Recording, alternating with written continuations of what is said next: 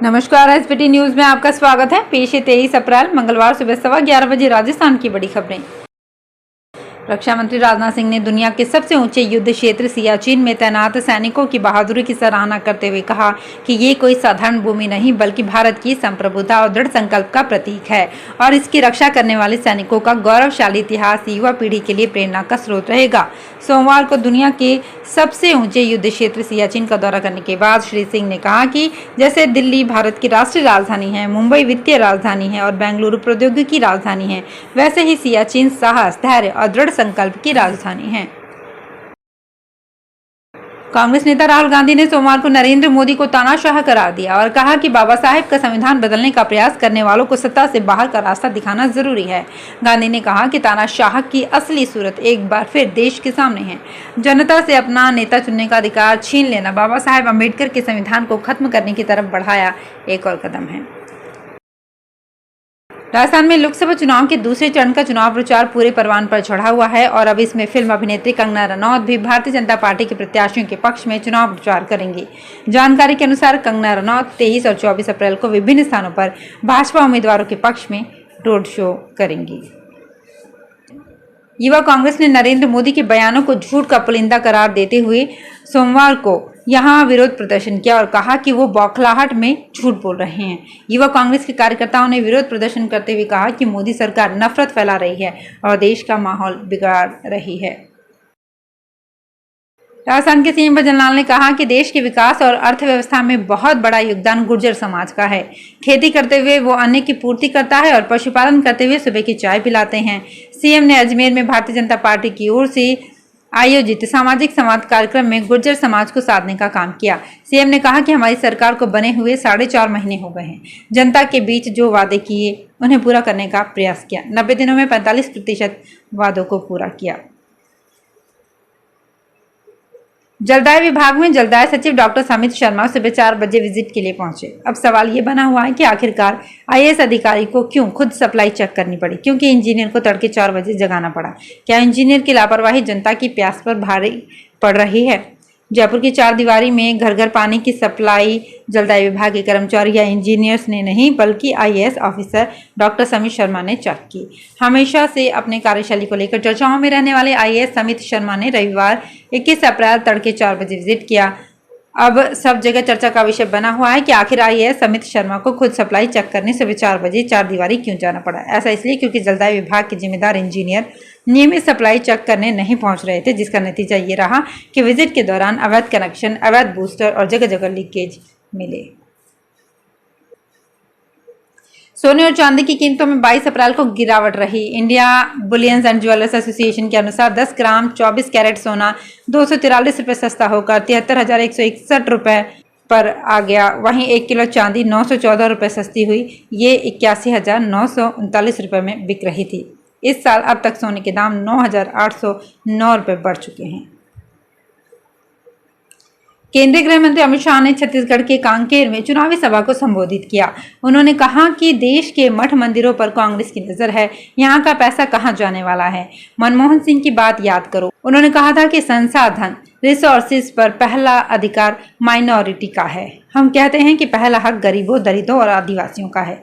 शाह ने कहा कि कांग्रेस को मिर्ची लगी है। कांग्रेस के घोषणा पत्र में सबकी संपत्ति का सर्वे कराने की बात है। मोदी जी ने जब ये बात बताई तो कांग्रेस प्रधानमंत्री पर सवाल उठा रही है। राहुल गांधी इसे स्पष्ट करें क्यों करना है इस सर्वे को।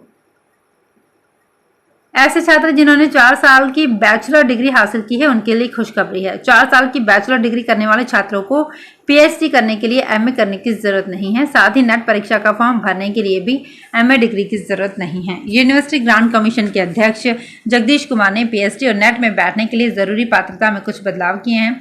इसके तहत 4 साल की ग्रेजुएशन डिग्री लेने वाले छात्र पीएचडी और नेट में बैठने के लिए एलिजिबल होंगे। नए आदेश के तहत पीएचडी के लिए सिर्फ वही छात्र आवेदन कर सकते हैं जिनके ग्रेजुएशन में 75% मार्क्स हैं। आरक्षित श्रेणी के कैंडिडेट जैसे कि SC, ST, OBC, differently abled, economically weaker section से आने वाले छात्रों को मार्क्स में छूट का प्रावधान है। आपको बता दें कि नेट में बैठने के लिए छात्रों को एमए में 55% अंक हासिल करने होते थे।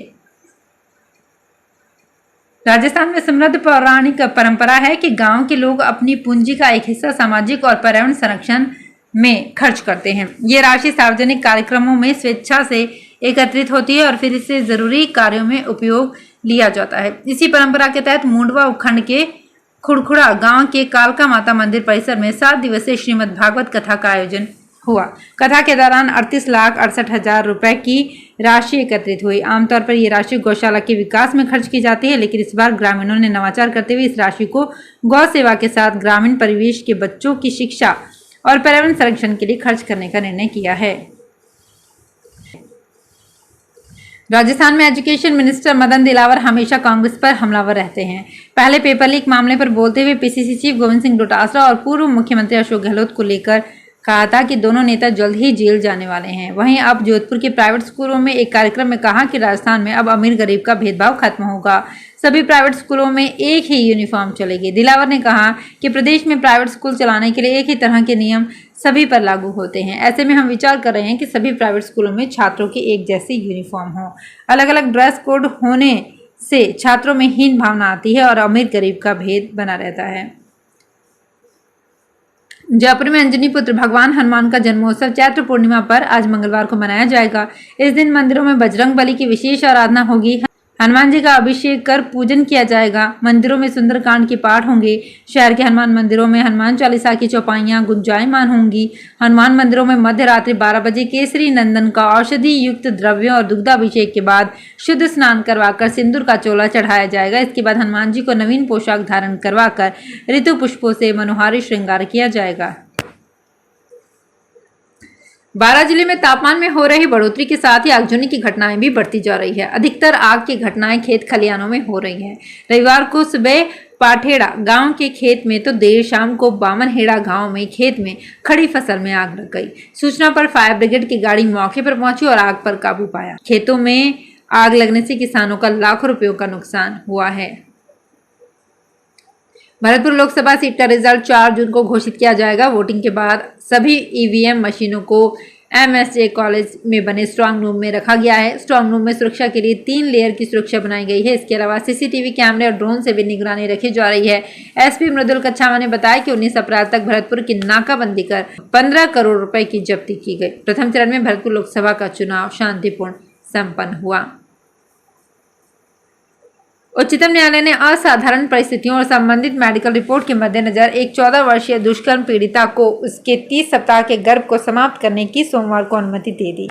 मुख्य न्यायाधीश डीवाई चंद्रचूड़ और न्यायमूर्ति जेबी पारदीवाला की पीठ ने पीड़िता की ओर से उसकी मां द्वारा दायर याचिका पर विचार के बाद संविधान के अनुच्छेद 142 के तहत पूर्ण न्याय करने की अपनी शक्ति का इस्तेमाल करते हुए ये आदेश पारित किया। तो फिलहाल इस बुलेटिन में इतना ही। फिर हाजिर होंगे कुछ और बड़ी खबरों के साथ।